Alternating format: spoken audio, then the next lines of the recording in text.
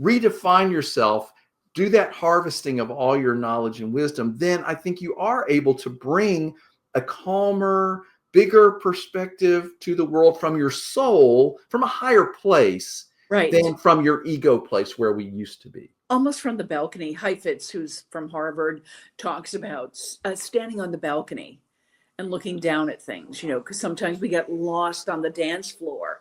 But if you like stood up on the balcony and now that became very clear to you, or not clear, but at least you could point things out and, not be so stressed about being on that dance floor, Sometimes it's like these beautiful cities in Europe where there's like a castle up on the hill overlooking Right. this beautiful town. And if you have the great ability to go up there and see this vista, it's calm and beautiful, and you have a different perspective on the world than you are if you're down in the middle of the city. Hey everybody, it's Tim Hinton, the Beast of the Marching Arts. I hope you'll call me Beast if you ever see me out and about. And with me tonight, Dr. Mary White. Mary, how are you? I'm doing so good, Tim. I'm so glad to see you and have really been glad to participate in these series. Now, you read the book, kind of the series is based on, but I have not.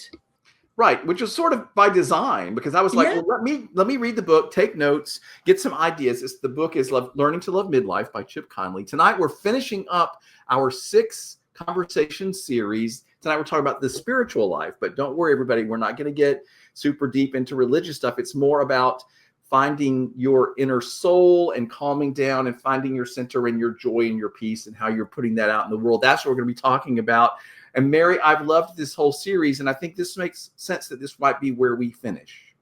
Yeah, I think when you talked about like finding your soul and your center, I think I can take something from every one that we've done and kind of like put it all together in like a calmness and a peace about things. And that is sometimes very difficult. I mean, I'm not saying it's going to be easy. It's difficult to do that.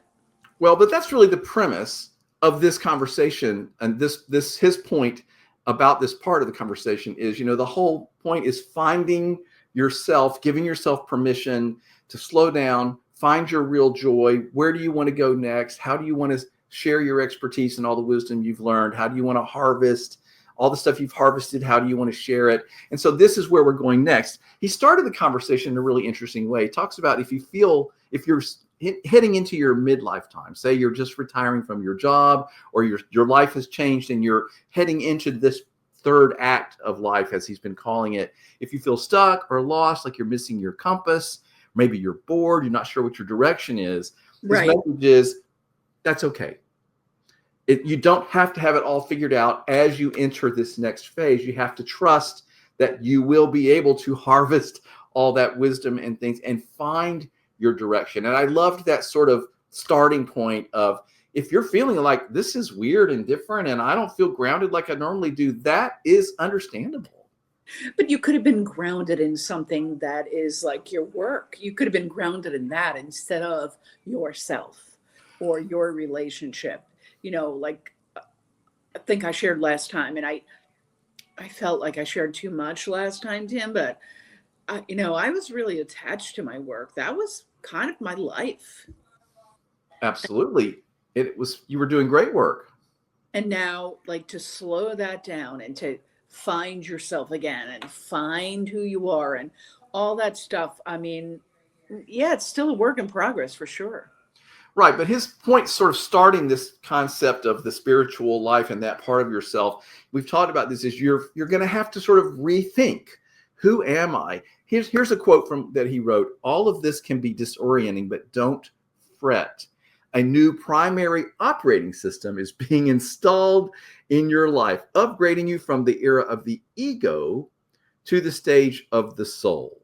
This is why in midlife, many of us turn inward. We realize that our soul needs space and solitude and quiet. I know that's true for me. Or perhaps it's that we need the space and solitude and quiet to reconnect with our soul. But as we talked about recently, you have this time of fluence to be able to stop and slow down and consider. This is a real gift we get that we can give ourselves here, is let me take time, be quiet, and reconnect with my inner self now that all of the stuff has maybe starting to settle.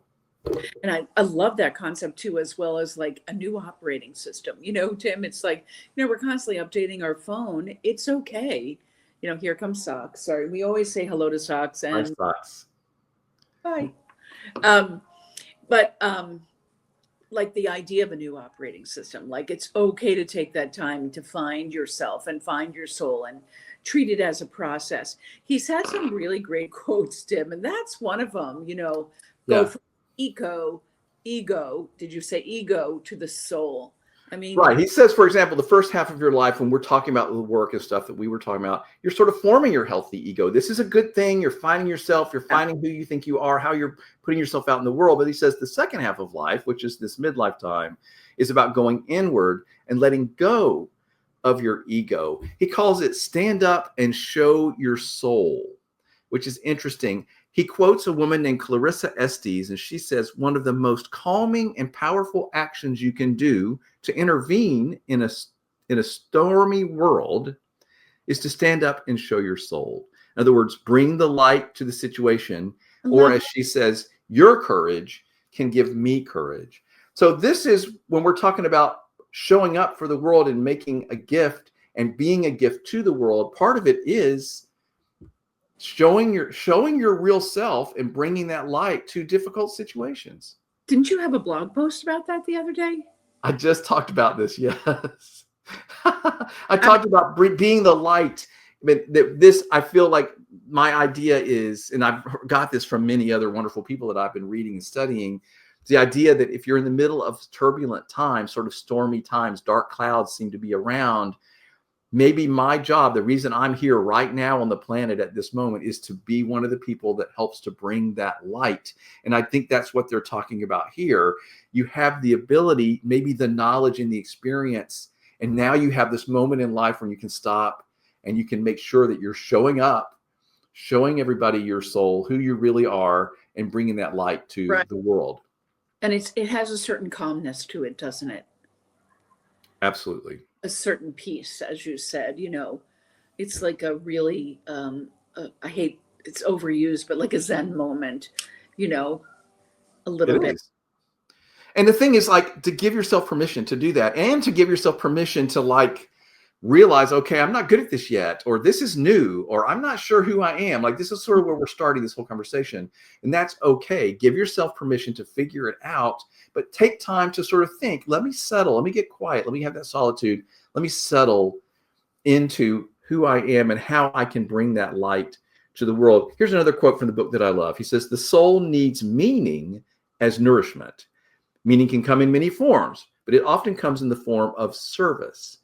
Through service, you discover a greater sense of who you are and what you're capable of, because you're being guided by your soul instead of your ego. And I do think he's onto something here, Mary, because I feel like when you are able to sort of take this, turn this corner, right, redefine yourself, do that harvesting of all your knowledge and wisdom, then I think you are able to bring a calmer, bigger perspective to the world from your soul, from a higher place, than from your ego place where we used to be. Almost from the balcony. Heifetz, who's from Harvard, talks about standing on the balcony and looking down at things, because sometimes we get lost on the dance floor. But if you like stood up on the balcony and now that became very clear to you, or not clear, but at least you could point things out and, not be so stressed about being on that dance floor. Sometimes it's like these beautiful cities in Europe where there's like a castle up on the hill overlooking this beautiful town. And if you have the great ability to go up there and see this vista, it's calm and beautiful, and you have a different perspective on the world than you are if you're down in the middle of the city. Yeah. I mean, I love this. I always talk about this, by the way, about standing up on the balcony and seeing things, particularly in stormy times or complex times, or when things are getting very complicated and maybe a little mushy and yucky, crunchy. But it's really nice, Tim. This is a really nice way to, like in terms of his thoughts on this. I agree. And, I feel like for me, I feel like we're in turbulent, unknown scary times, sort of. And it really helps me to think, okay, my job is to show up with my soul, as we just said, and then to bring that light to the situation, because you don't know what everybody else is going through, how scared they are. And if I can simply bring the best of myself, bring some light to every situation I enter, I don't want it to feel like pressure. It just feels like an opportunity for me to use that wisdom that we've been talking about, we've been harvesting. Yeah. And that was, to me, one of the main points of the book, is that, you know, in this act, this third act, you're really reaping all the harvest. You're harvesting all the good stuff you've done, all the work, all the, you know, you could be more affluent, you could have all these different things. So harvesting that and really enjoying it. And I think that takes, more soul to enjoy all that than ego. Right. He sort of talked about, we used to live vertically and now we're going to live more. No, we used to live horizontally and now we're going to think and live more vertically, think a little more high-minded. And we have the ability to do that. Here's another quote that he wrote that I really liked. Many wise philosophers have suggested that our aging process is meant to reveal the beauty that has always been hidden inside of us.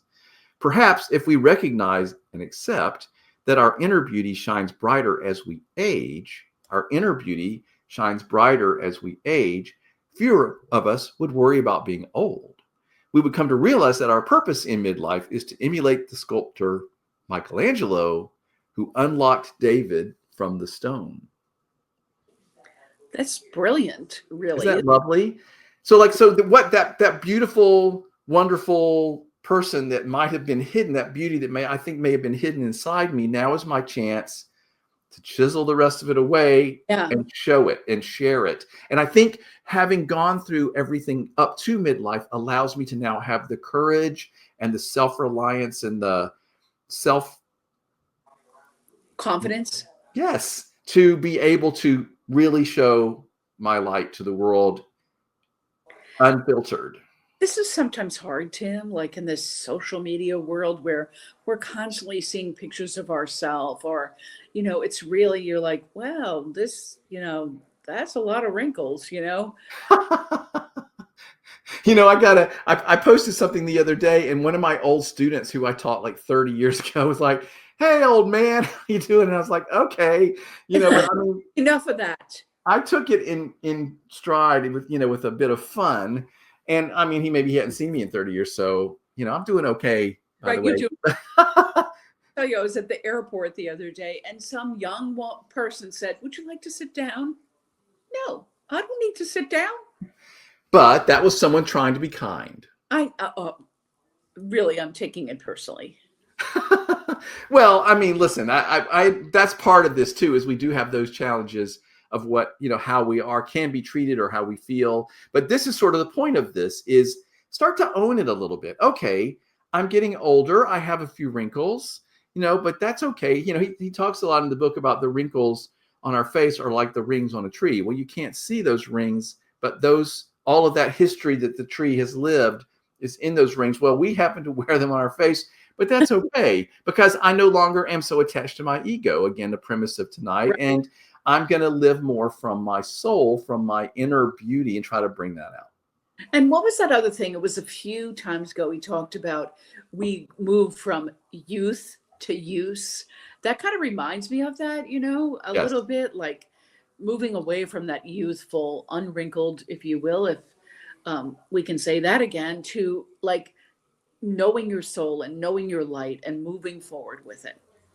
It's just sort of like a different context for going through your life and going through your day. And rather than I have to show and prove and be, you're just sort of like, well, I am, and I'm going to just relax into this and enjoy harvesting all the work I've done. Right. And maybe don't worry so much. We talked about in the physical thing recently, don't worry so much about how you look or what everybody thinks, whatever. You can just sort of let a lot of that go. How am I feeling about how I'm moving through the world? Great. I'm going to work on that.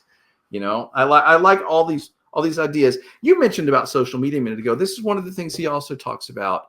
Good. Try to be more present, be more conscious of how you're feeling and doing and what you're doing. Mm-hmm. Become more integrated with ourselves and others. Focus more on the present. How are you welcoming more presence in your life? How could you spend 30 minutes less online each day and use that time to find presence in nature through meditation, by journaling? He suggests that we go sit under a tree and just enjoy nature and the tree. And, like that's much more helpful, I think, to my day than doom scrolling through another sad social media. Absolutely. Absolutely. And we've talked about this throughout this whole series that I'm definitely making an attempt. Like, I don't need that. I'm not going to look like Kim Kardashian ever, you Good know? thing. And so I'm just like moving to more reading. That is something that I love. So I'm moving to more, doing that rather than scrolling through. And actually, that takes us to the final point that I wrote down today that I want to talk about, and you've segued to it perfectly. He talks about what are the things that enliven you, that bring you joy, and he talks about like really stop and make a list. Right. Think about what are the things now that I'm here, I'm in this third act, I'm in this midlife time. What are the things that really enliven me? What are the things that bring me joy, that bring me energy, that excite me? And it can be completely different things than what they ever were before, but take time to think about it and maybe have that conversation with somebody helpful that loves you or knows you, and maybe like figure that out. Because I've been doing a lot of that lately, Mary. I've really been thinking, like, what is it that really brings me joy? And how can I do more of that? And what are the things that really never have? How can I do less of those? Mm-hmm. Like, give me an example, Tim, of something you thought about. Or you don't have to share if you. Well, let me think. And what do you want to do less of? Well, like for example, I do need to read every day. Like I need to stop, even if it's 20 minutes, I need to stop and just give myself that gift, because I know that I do better when I have that personal quiet time and I sort of snuggle away wherever I happen to go and have my space and do that. I do better.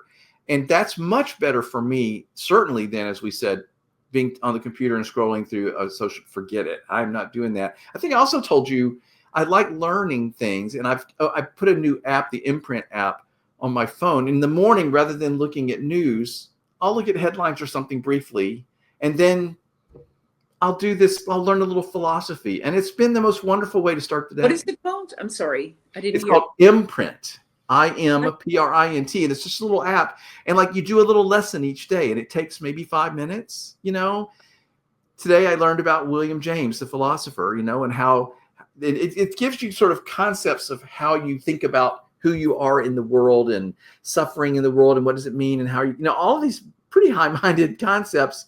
Right. I have found that to be a better use of my time in the morning to get my day going than scrolling through Facebook or something that always just makes me upset. Right. Like I do my puzzles every day. Every New York Times puzzle that I could possibly done, strands, connections, Wordle, and the puzzle.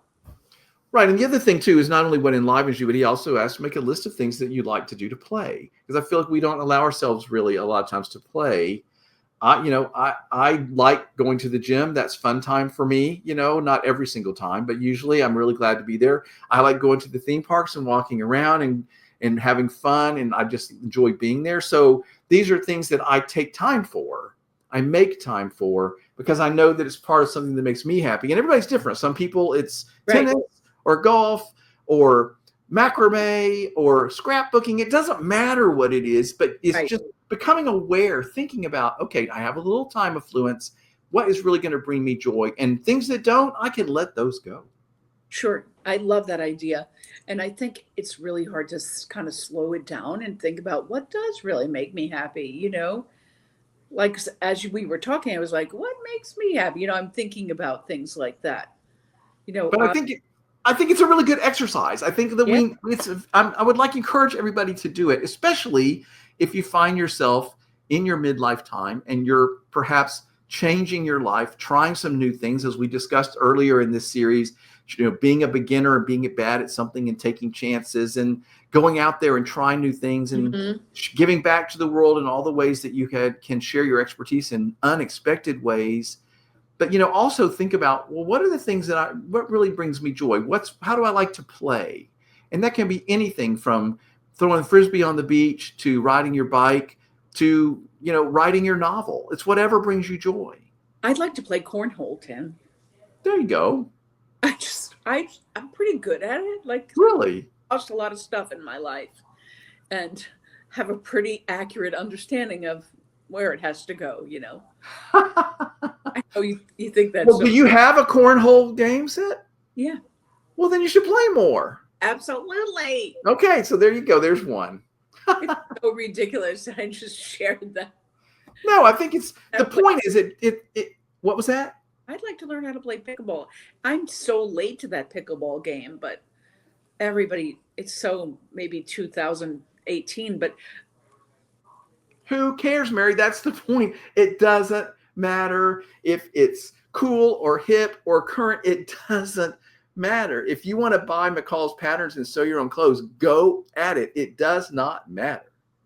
We're really dating ourselves by saying McCall patterns, by the way. I don't think anyone knows what that is. But and I'm owning that, everybody. Well, because if you ever go to Joann's Fabrics or something, which I have wandered around looking for something for Halloween, probably, like, you run across all of these things. And my point is, we're not worrying what anybody thinks about it.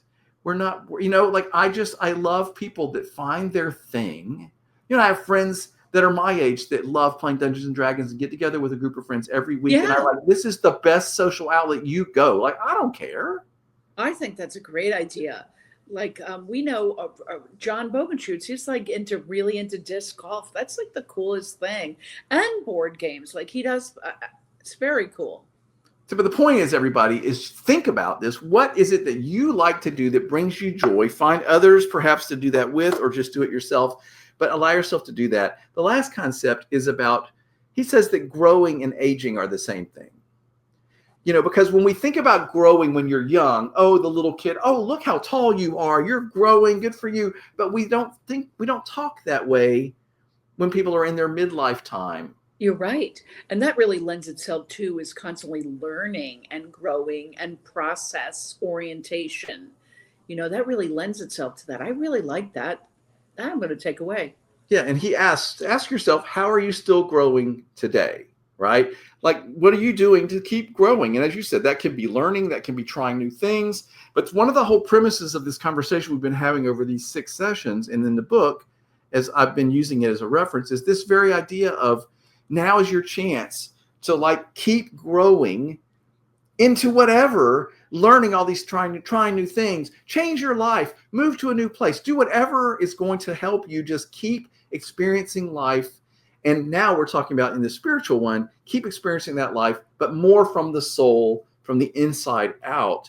That is a wonder. If you can be consciously thinking, what makes my soul happy? How can I express my inner beauty, my inner soul, and bring that to the world?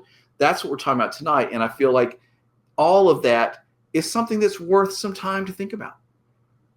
It's incredible, Tim. I mean, really, I really have a lot to think about, like some more to think about.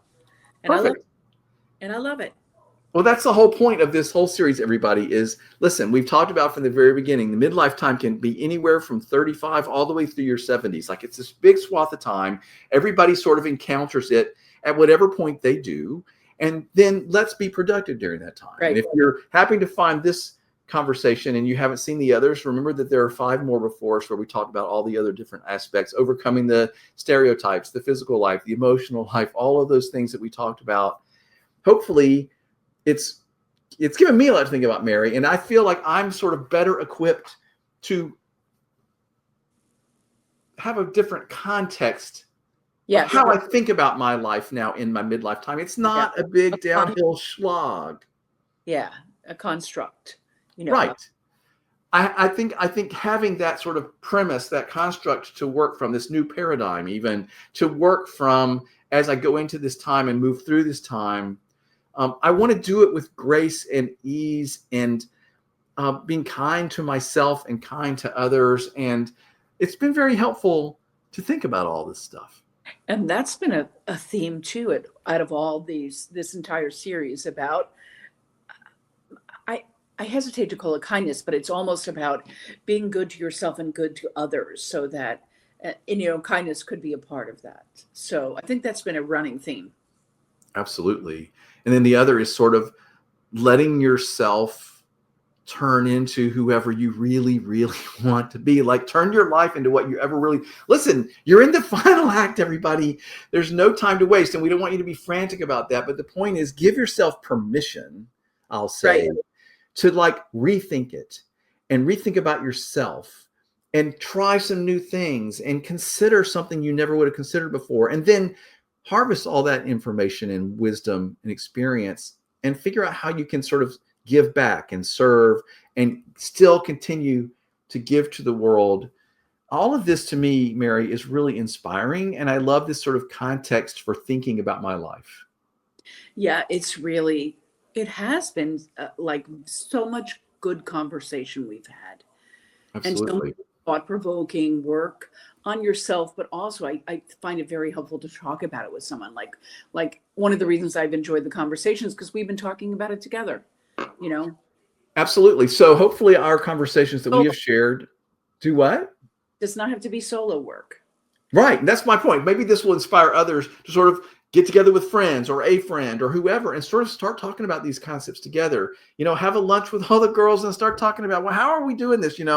And let it be part of your social community too. Like have conversations and support each other through this sort of new exploring time that we're doing. Yeah, love it. Mary, thanks for having these conversations. It's been super fun. Yep. Thanks, everybody. Really appreciate it.